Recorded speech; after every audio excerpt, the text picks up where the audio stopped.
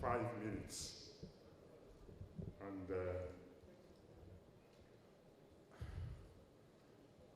first, this exercise was first conducted by the British. Those of us who were colonial officers got the forms and the papers circulated around Nigeria, exactly as what the Patriots have done today. It was the first stage in the 50s for the Constitution. Now, the problem was that after the 1960 Constitution, which was an addressing council, problems started. And the problem then was that the control of Nigeria, they wanted to know whether it's going to be by the north or by the south.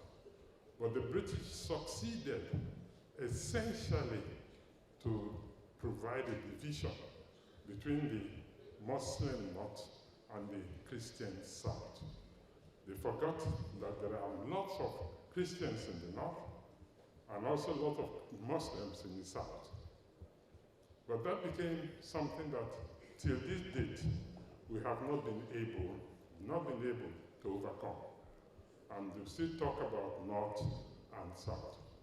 But what the 1960 Constitution provided for everything we wanted. And I'm sure that if we had kept to that Constitution, we would have been better off than we are today. Now, the first mistake we made was the question of eliminating the British Council, no, the House of Lords as the ultimate body to look into our judicial system. And if you look at the judgment that the Privy Council delivered at that time, you see it depends on the side you belong. You're either the Democrat or those who believe in something different. However, immediately after independence, the Constitution was tampered with, and in some cases was even ignored. For example, the state of emergency in Western Nigeria. There was really no provision for that, but somewhere some brilliant Nigerians dug out some document of the British government, which gives them the right, as they say, to declare Western House, suspend Western region. Well, those of us who are from the Midwest benefited when the Midwest was created by the administrator of the Western region at the time, Kodumi. But after he completed his job, he just disappeared from the scene. Also, the orders made were not made correctly, and nobody bothered anything further.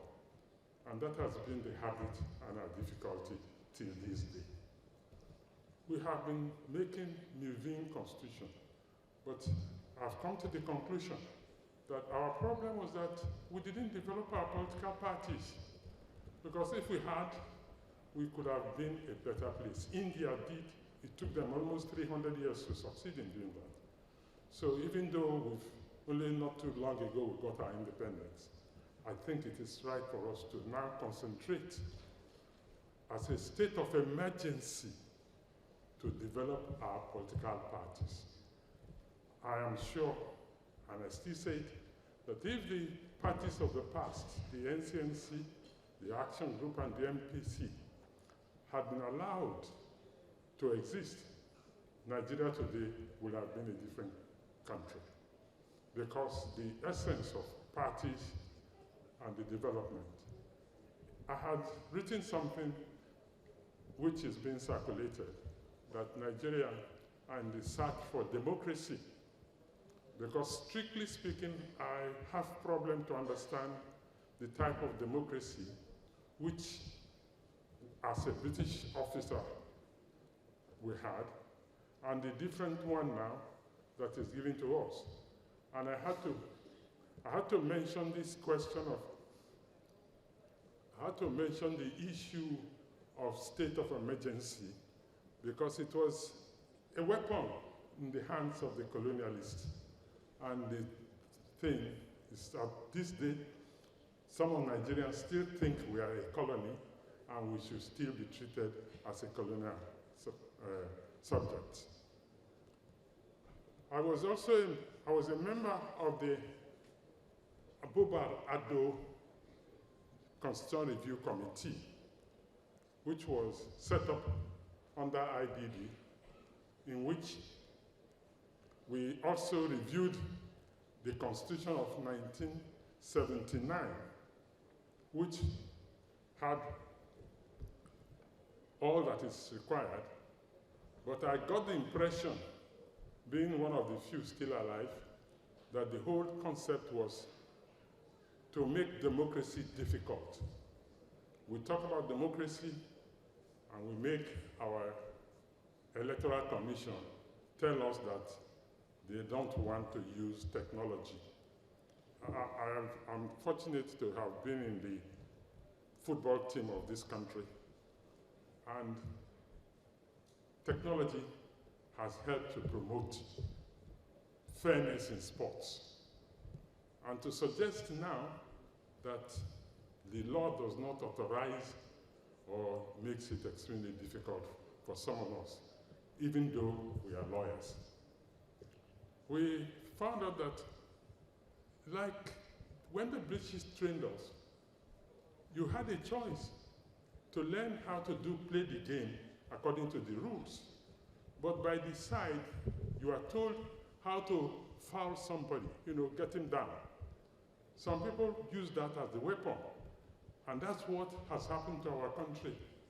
Most people now think that to do the right things, you are wrong, that the system and the society makes it difficult for you to do the right thing.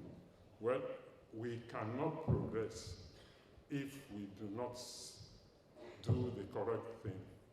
And some of us who still stick, my qualification is not what I have done for government, but what I have refused to do for government. But it's never included in my CV because, and I'm not qualified for national honors because I haven't served the government in that direction. So the object of the exercise, I believe, is that it is time. We are lucky. We are very lucky to live. And I believe that we are leaving one stage for another. An era has just ended, and a new one is coming. And the new one must be tackled. And before I conclude, I want to say I am a made-in-Nigeria product. I attended St. Louis School, Jos, Immaculate Conception College, Benin. I did my LLB at Coca and my BL in Babbage. I am a made in Nigeria. So anybody suggesting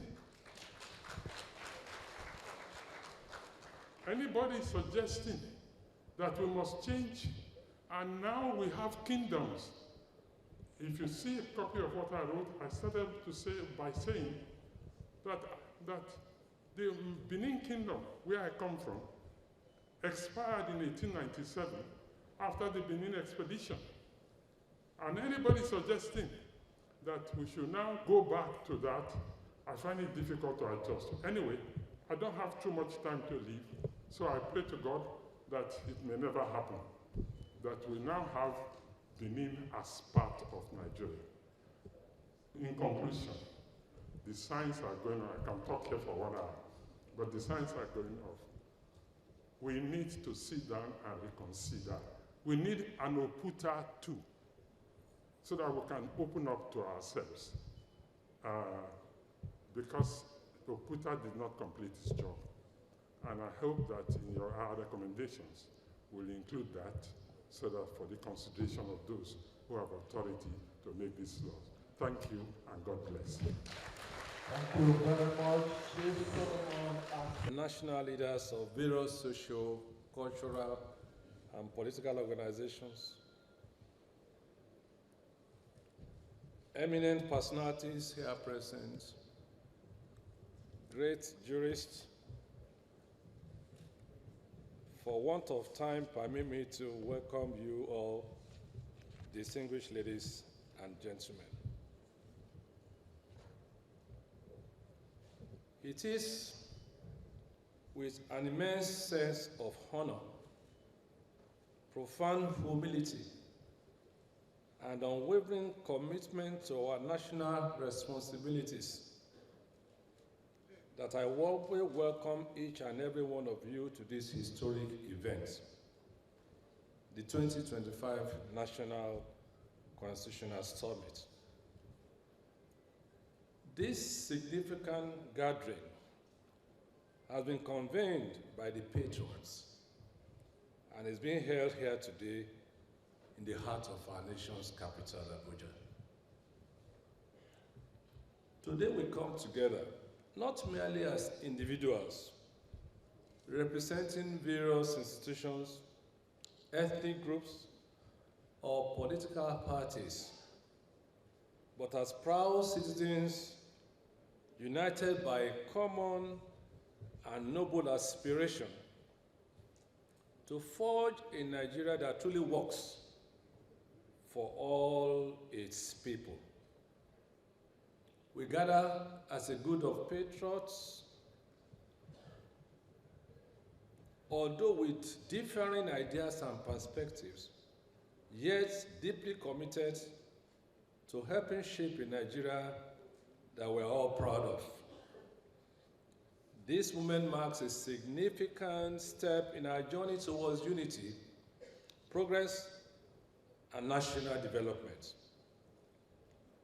By standing together today, we reaffirm our shared dedication to the ideal of fairness, justice, and equity, which are the foundation of a truly great nation.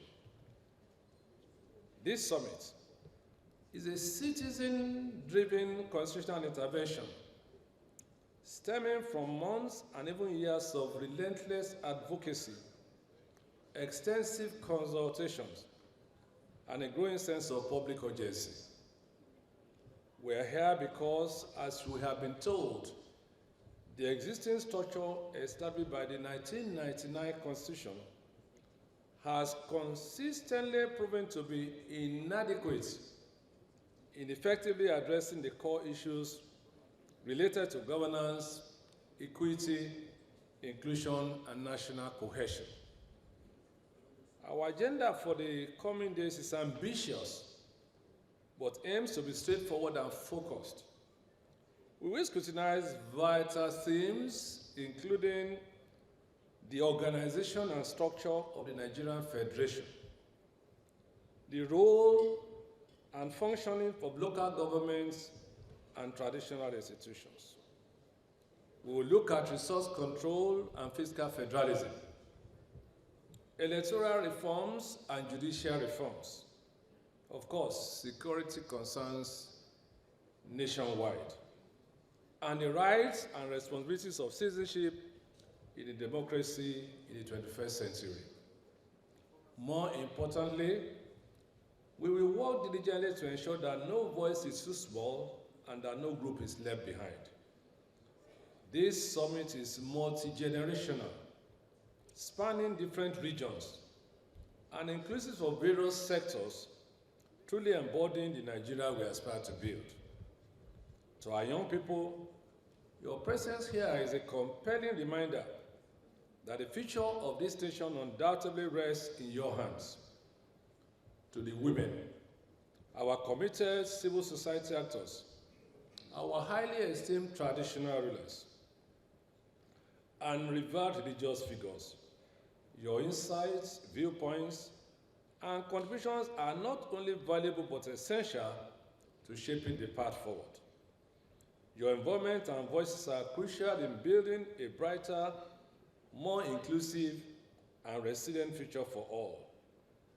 As the co-chair of this organizing committee, I feel it is essential to take a moment to sincerely commend and acknowledge the tireless dedication, hard work of His Excellency, Ambassador Emeka Anyoko. and the wonderful team put together to midwife this process, especially the commitment of all our volunteers, advisors, and conveners. Allow me to conclude by emphasizing that this movement does not signify an end, but rather a new commencement. The resolutions and proposals arising from this summit will be carefully documented, further refined, and subsequently presented to both the Presidency and the National Assembly for their consideration. Our intention is not to foster confrontation, but to promote constructive collaboration and mutual understanding. It is imperative that we persuade our leaders through reasoned argument, consensus building, and compelling evidence that Nigeria is in dire need of a new constitutional framework that reflects the aspirations and realities of all its citizens. Lastly, let history record that in 2025, Nigeria came together not to complain, not to incite, but to build a framework for the country we desire and deserve. On that note, once again, I welcome you all warmly. I invite us to proceed with the seriousness, respect, and resolve that this moment demands. Let me finally thank the President and Commander-in-Chief, Asiwaju Bola Ahmed Tinubu, GCFR, for providing an enabling environment for the summit to hold. Thank you, and God bless the Federal Republic of Nigeria. Thank you very much, His Excellency. Patriots, eminent leaders of conscience, representatives of geopolitical zones, members of the press, and fellow Nigerians. Let me begin by commending the patriots for their vision, their courage, and their unwavering commitment to convening this historic summit. In a nation burdened by silence, convening a dialogue of this magnitude, though not for the first time, not the first of its kind, is an act of bold patriotism.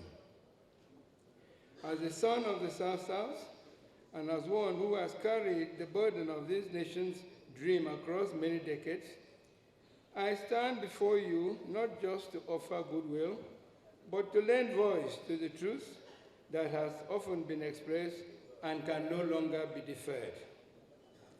This summit is not another routine conference. It is a defining moment. Perhaps it is the last peaceful opportunity we have to confront the fundamental contradiction of Nigeria, that we are governed not by the will of the people, but by a constitution that robs us of our sovereignty. Let us speak frankly to the state of our union, which is fractured, but not beyond repair. Our federation is in distress. Our democracy is in disrepute, and our people, the very source of power in a true republic, have become totally disenfranchised and therefore disillusioned and detached and alienated. We from the South-South region join other zones across the country who have agreed that this union is not working as it is. It can only be sustained if it is restructured on the basis of equity, justice, and mutual consent. Now, the patriots have called us for us to examine certain things: the legitimacy of the 1999 Constitution, the viability of our current political system, the path towards restoring true sovereignty to the Nigerian people. This agenda, therefore, is not only the right one, but it is in fact the only one that matters now. We endorse it in its entirety because the truth is this: the 1999 Constitution was not the people's constitution. It was a military decree imposed without the consent of the people. The military suspended the 1963 Constitution, which remains the last legal expression of our people's collective will and agreed terms of condition for staying together. That Constitution, I'd like to emphasize, was suspended. It was never repealed, proscribed, or abrogated. At the end, rather than lift the suspension and restore a legitimate constitution, it was instead replaced with a fraudulent document that begins with a lie that says, "We the people." This document was not even submitted to the National Assembly for adoption or ratification before it was put into use. The people of Nigeria were not consulted, we did not consent, it was foisted on us, and our sovereignty was therefore stolen. Now, let us look at why our present political system cannot work. We are running a democracy where election results are determined not by the ballot, but by various other undemocratic means. Representatives and leaders are selected by a few and imposed. They are not elected. Power flows from the party barons and not from the people. Public service is privatized for profit, to individual profit and not for national purpose. This is not democracy. This elite authoritarianism with scant democratic decoration on it. And the people know it. That is why voters turnout declines, as we saw in the last election in Lagos. That is why trust in the government is dead. This has been exacerbated by the departure from a functional federal system to an imperial presidential unitary system, which we practice at the moment. Unless we act now, and reverse this situation, the country is bound to go into fragmentation. So we, in consultation with other leaders and the compatriots, a group that I lead, believe the following must be addressed in the new constitution. Sovereignty must return to the people. We must get rid of this unitary system and reinstate the federal system of governance that our founding fathers had agreed to. True federalism must guarantee maximum autonomy to the federating units. Cost of politics must be brought down to open space for inclusiveness and real leadership. Unicameral legislature with ministers appointed only from elected representatives must be reinstated. Real mechanisms for accountability, recall, and sanction for non-performing and deviant public officers must also be instituted. Impunity must end, transparency must begin. Elections must be driven by ideas and integrity, not by money. And finally, party leadership must grow from within the party. For this summit to be considered a success, the critical questions that have to be answered are, is the relationship between the nations that form Nigeria working? If not, why? And what new terms can be made to make it work? Is the Constitution helping to unite, coexist for people to coexist peacefully and prosper? If not, why?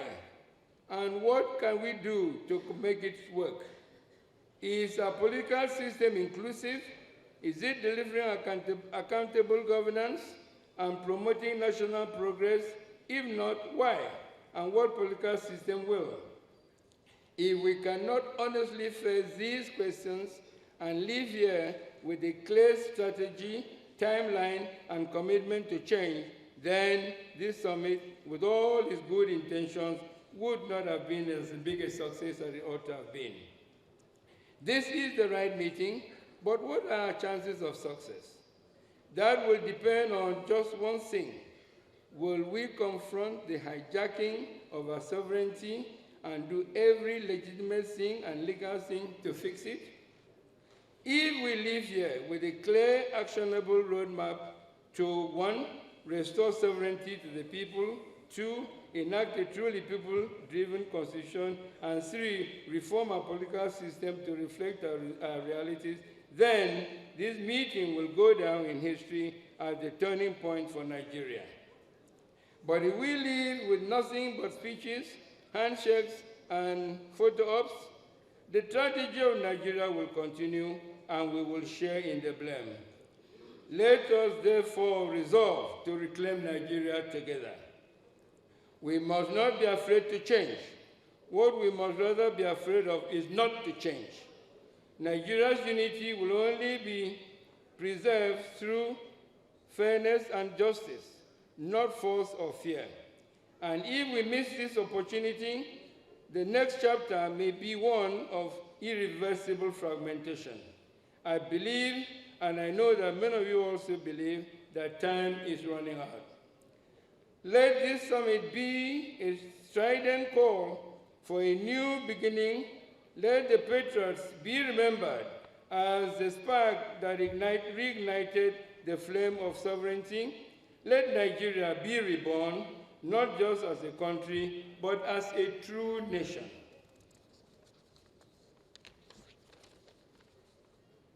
Thank you very much, and history will remember this day, not for what we did, or not for what we said, but for what we were able to change. And may God bless you as you deliberate and come up with solutions.